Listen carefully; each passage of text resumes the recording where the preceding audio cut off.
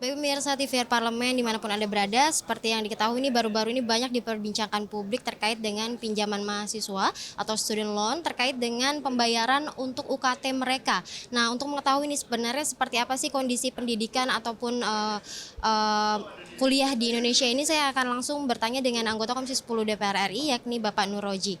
Baik Pak, terkait dengan pinjaman mahasiswa yang marak diperbincangkan publik saat ini untuk membayar UKT mereka, sebenarnya apa nih Pak yang terjadi sehingga banyak sekali mahasiswa yang menggunakan pinjaman online untuk membayar UKT mereka nih Pak? Iya, ini menurut saya karena terlalu dibiarkan arah sistem pendidikan kita yang mengarah ke liberalisasi. Jadi hitung-hitungan udah seperti hitung dagang. Jadi padahal Undang-Undang Dasar kita kan tidak liberal kan, itu kewajiban negara untuk membiayai pendidikan dan juga partisipasi masyarakat. Nah, kalau sekarang ada UKT mahal, membebankan mahasiswa terus larinya ke pinjaman, itu ya sistemnya yang salah. Jangan digiring ke liberalisasi. Kita kembali ke Undang-Undang Dasar kita ya.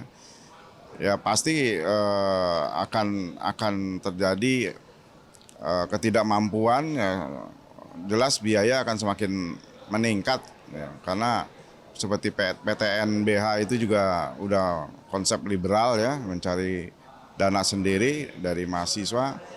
Nah itu harus kita kembalikan lah. Ini evaluasi buat sistem pendidikan kita. Kembalikan ke Undang-Undang Dasar kita aja, bahwa kita bukan negara liberal, harus negara lebih bertanggung jawab terhadap biaya pendidikan. Terutama bagi yang tidak mampu. Ini jangan dipaksakan, mereka harus bayar sesuai dengan perhitungan UKT yang umum masyarakat mampu. Ada celah lain untuk membantu mereka ya, melalui RPDP atau beasiswa lain. Saya rasa itu lebih tepat. Jangan digiring ke pinjol. Ini pinjol ini kan udah mau resmi ataupun ilegal, kita tahulah resikonya ya. Ini agak kacau ini ya, kebijakan ini agak kacau. Gitu, saya rasa. Sejauh ini nih Pak, koordinasi dengan Kemendikbud dan juga Komisi 10 nih untuk membahas terkait dengan pinjaman online yang banyak digunakan oleh mahasiswa ini, dan juga sebenarnya saya ingin tahu nih Pak terkait dengan UKT dari universitas terutama PTN sendiri nih, sebenarnya ada pembahasan di Komisi 10 nggak sih Pak?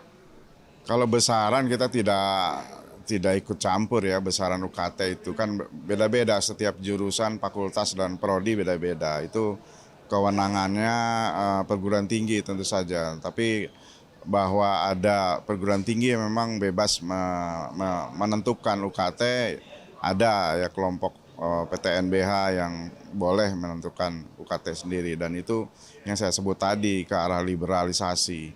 Mereka ya bukan seenaknya, mereka berhitung komersil dan lalu yang menjadi korban mahasiswa yang tidak mampu. Jadi, nah itu yang menurut saya harus ditinjau kembali kebijakan PTNBH ini.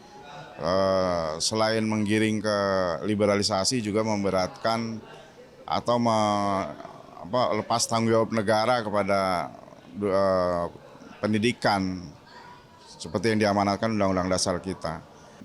Baik Pak, terima kasih atas waktunya.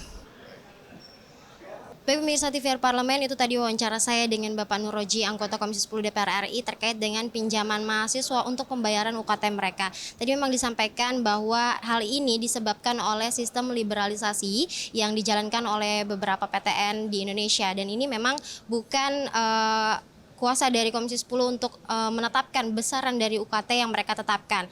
Ini memang menjadi sangat berdampak bagi mahasiswa, apalagi mahasiswa yang kurang mampu, dan nantinya Komisi 10 akan segera memanggil Kementerian Pendidikan untuk membahas terkait dengan pinjaman online yang dilakukan mahasiswa untuk membayar UKT mereka. Sekian dari saya Nazia Sudirja, kembali ke studio.